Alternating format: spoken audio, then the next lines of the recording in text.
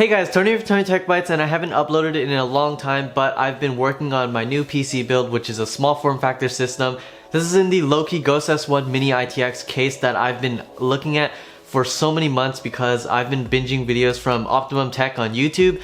And when I first saw this case, I just thought this case looked really cute and minimalistic. It also resembles Apple's design language because it looks really clean. There's pretty much no branding and the front I/O is just a power button. So I think it looks really clean. It's definitely more efficient than a mid-sized ATX tower. So yeah, that's why I decided to get it. Oh yeah, just built this brand new PC. Time to turn it on. What the hell is this? Activate Windows? Alright, just got this code in the email, time to activate it. Click next. If you ever need a Windows 10 Pro OEM key to activate Windows, do check out g2deal.com. They offer cheaper Windows 10 Pro activation keys than Microsoft does, and also if you want a 20% off code, use TTB20 to save you a bit of money. Thank you so much to G2Deal for sponsoring this video and supporting a small YouTube channel. And also throughout the past months I had to apply to colleges, so I'll be getting acceptance or rejection letters within the next month. So I wanted to downsize my system to bring it to a college dorm if I do want to live on campus. Honestly, I could just bring a mid-tower to my dorm, but this is more compact so it could fit inside a duffel bag, and also it'll look less weird bringing it around campus than if you're just lugging around a mid-tower. So this video is just a follow-up on my previous build time-lapse. I'm going to talk about temperatures, acoustics, benchmarks, and more. So let's get right into it. So first off, the build process was pretty easy for being a really tiny ITX case. I thought it would be a lot harder than it was, but it isn't that bad. One thing I would recommend getting is an iFixit screwdriver kit. You don't have to get the ProTech toolkit, but I think cheaper iFixit toolkits come with the correct hexagonal / star shaped driver that you're gonna need for this build. So Louqe includes a really tiny Allen wrench inside the case, but I wouldn't really recommend using it because it is kind of difficult to reach into small places without a magnetic screwdriver, and it's also really small as well. I'm not sponsored by iFixit, but I really like their screwdrivers because the tips are magnetic, so it prevents you dropping screws inside the tiny case, and also the screwdriver is just long enough to reach inside the case. Another thing I would mention is that I would definitely follow the online manual that Louqe has, because trying to attempt the build on your own is kind of difficult. I was messing up the top hat and wondering why it wouldn't really fit properly, but then when I referenced the manual, it made a lot more sense. The build quality of this case is really premium, like what I said before. It's made of extruded aluminum, which feels really nice in the hand. You can definitely tell they use high quality materials for this case because there isn't really much flexing on it, and a lot of the bowing with the top hat has been fixed with the batch 4 iteration of this case. One thing I would mention is that the side panel kind of pushes in a little bit when you push on it, but if you don't push on it, I won't really notice that it's kind of like moving a little bit. And the top grill on the top hat doesn't really fit right because it's not exact, and also it can't screw down because there are only magnets on the top here, so that's a downside. I wish they would have made a screw hole here so I could just screw down the grill, but it's not really that big of an issue. Compared to my NZXT H500, this has a lot more airflow since it has ventilation on both sides and the bottom, and there are a ton of cutouts for air to just come into the case, and also on the top as well for exhaust. So that's really good, whereas with the NZXT H500, it had weird airflow, with the side panel only having an inch of a gap for airflow, which isn't that good. But with this, I'm getting really good temperatures, and I'll talk more about that later. I forgot to mention the parts I have in this build. I'm using the Asus X570i ROG Strix board, I think. It's a really nice motherboard. It is kind of expensive, but it does have active VRM and chipset cooling. It also has an SSD heat spreader, so I have my Sabrent PCIe 4.0 1TB SSD in the front, and I also have a 500GB Samsung 970 EVO Plus in the back of the motherboard with a heatsink that I just put on myself. As for the GPU and CPU, I'm using the same parts as my other build that I built in July. I'm using the Ryzen 9 3900X with the RTX 2060 Super from NVIDIA. As for the CPU cooler, I'm using the NZXT Kraken X53, which is a 240mm radiator that was released by them pretty recently. And for RAM, I'm using 32GB 2x16 of Corsair Vengeance RGB Pro in the white color.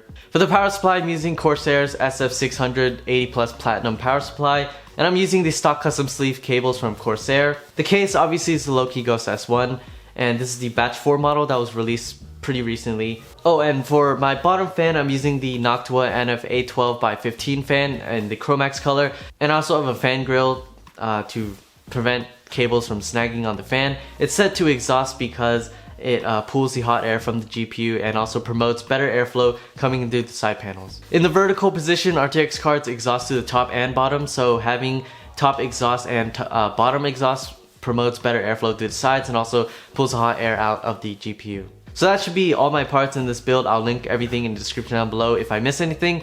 So let's go on to more about the build. Some challenges I had with this build are the SSD on the back of the motherboard. It didn't fit with the heatsink that I put on it.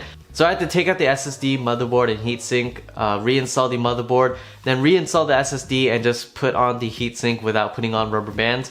So it isn't really held tight there, but it kind of sticks on because of the thermal pad.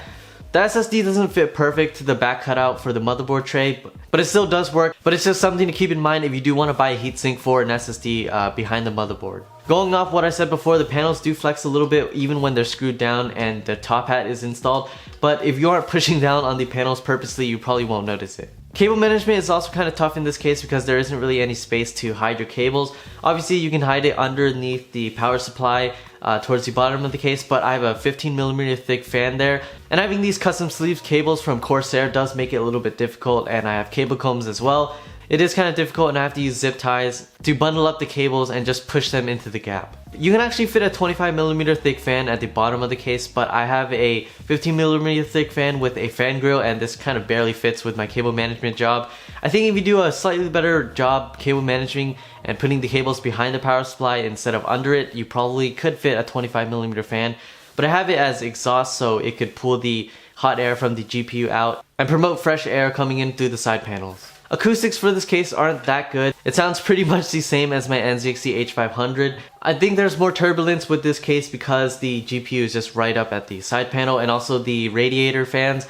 And also the radiator fans are practically touching the other components like the power supply, motherboard, the riser cable, and as well as the GPU. It's really close to all the other components, so that could cause a lot of turbulence.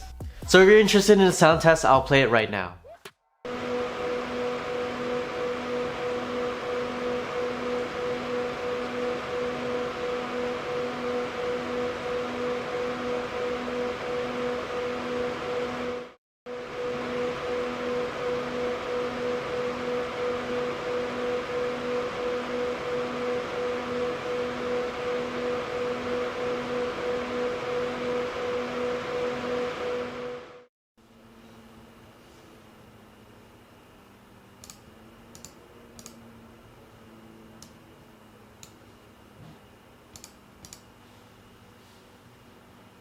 So let's talk about temperatures. I have PBO enabled because I don't really want to overclock, and the Ryzen 9 3900X can't even hit that high of an all-core overclock. So for PBO with stock voltages and with an ambient room temperature of 59.7 degrees Fahrenheit or 15.4 degrees Celsius, with my Kraken X53 and NZXT H500 for reference, it was reaching 82 degrees Celsius with the fans at 2000 RPM at a clock speed of 3942 megahertz. And the GPU was about 79 degrees Celsius at 1860 megahertz. While gaming, the CPU only gets to around 56 degrees Celsius. Oh, and by the way, this is with Prime 95, the small FFTs. So this does stress the CPU to the maximum. I even tried the Wraith Prism with the Ryzen 9 3900X and was reaching 92 degrees Celsius at 3842 megahertz with the fan spinning at 2903 RPM. And the GPU is about 71 degrees Celsius at 1890 megahertz. But the CPU was about 70 degrees Celsius while gaming inside the NZXT H500. But with the Kraken X53 in this case, I'm reaching 83 degrees Celsius at 3917 megahertz at 2093 RPM. And while gaming, the GPU gets to 67 degrees Celsius at 1890 megahertz. And the CPU while gaming gets to about 68 degrees Celsius.